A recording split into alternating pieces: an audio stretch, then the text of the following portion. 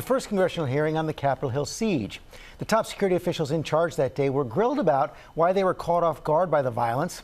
Our Chief Justice correspondent Pierre Thomas has the story. Good morning, Pierre. George, good morning. In the wake of that disaster, the time has come for critical questions to be answered. And the early picture so far is not flattering. This morning, as a new round of testimony on the deadly insurrection gets underway, the three men who were in charge of securing the Capitol that day say they did not see the chaos coming. None of the intelligence we received predicted what actually occurred. What we got was a military-style coordinated assault on my officers and a violent takeover of the Capitol building. Former Capitol Police Chief Stephen's son, who resigned after the riot, along with two other officials in charge, said he never saw the attack of that scale coming.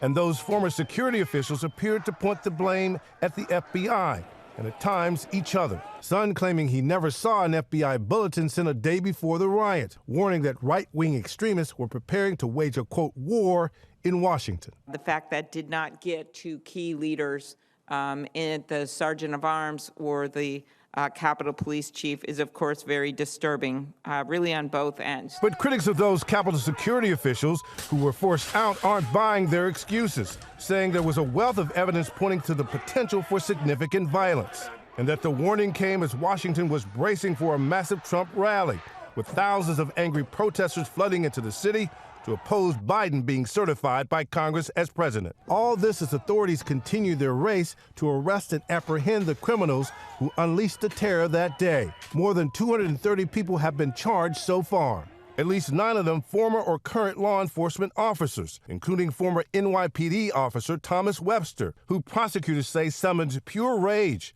to unleash violence on a Capitol Police officer with a metal pole. Those former security officials also squabbled over why the National Guard presence was not bigger at the start and why it took them so long to get there.